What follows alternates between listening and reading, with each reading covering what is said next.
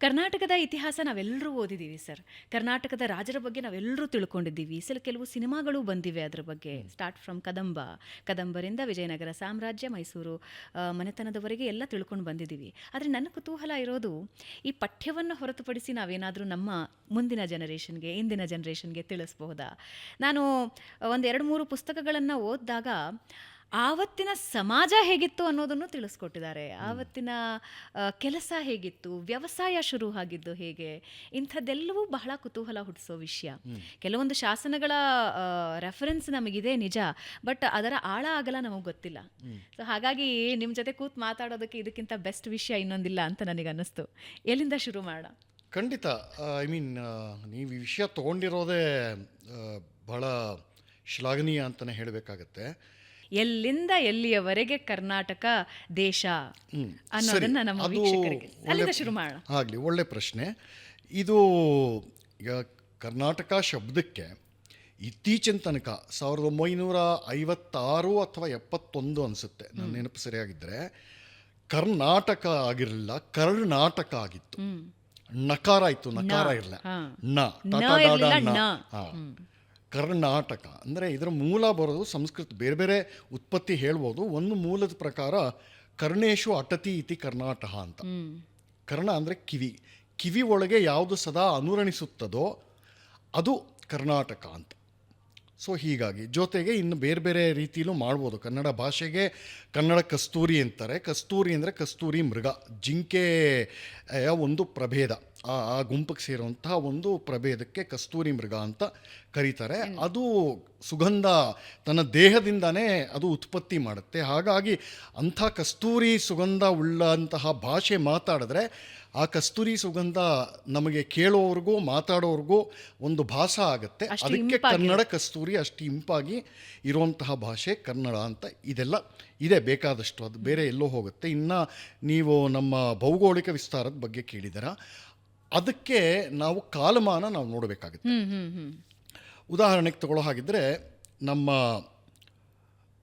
ಕರ್ನಾಟಕ ಇಡೀ ಭಾರತ ಅಂತ ತಗೊಂಡ್ರೆ, ಕರ್ನಾಟಕ ಒಂದು ನಾಡಿಗೆ ಅಥವಾ ಒಂದು ದೇಶಕ್ಕೆ ಇರುವಂತಹ ವೈಶಿಷ್ಟ್ಯ, ಹಲವಾರು ವೈಶಿಷ್ಟ್ಯಗಳಿದೆ.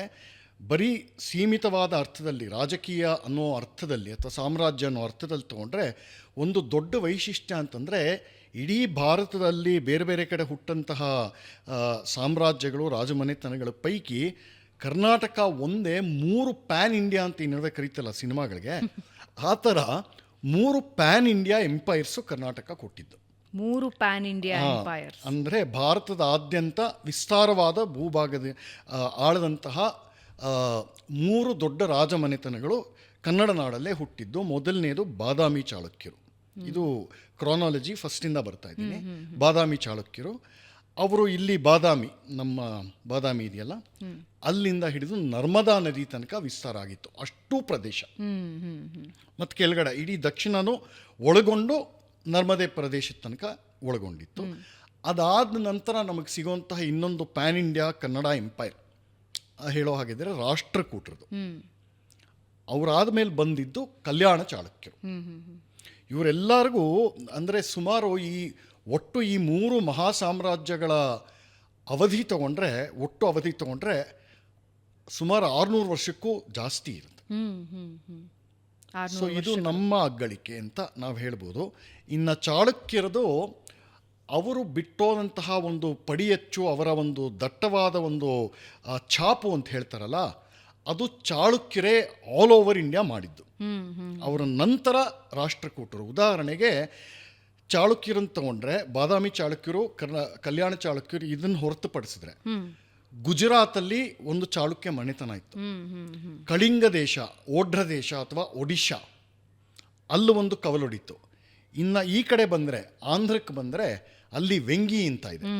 ಇವತ್ತು ಆ ಗೋದಾವರಿ, ಕೃಷ್ಣಾ ಗೋದಾವರಿ ತಟ ಇದೆಯಲ್ಲ, ಅಲ್ಲೆಲ್ಲ ವೆಂಗಿನಲ್ಲಿ ಒಂದು ಚಾಳುಕ್ಯ ಇದು ಮಾಡಿದ್ದೇ ಇಮ್ಮಡಿ ಪುಲಕೇಶಿ ತಮ್ಮ ಕುಬ್ಜ ವಿಷ್ಣುವರ್ಧನ.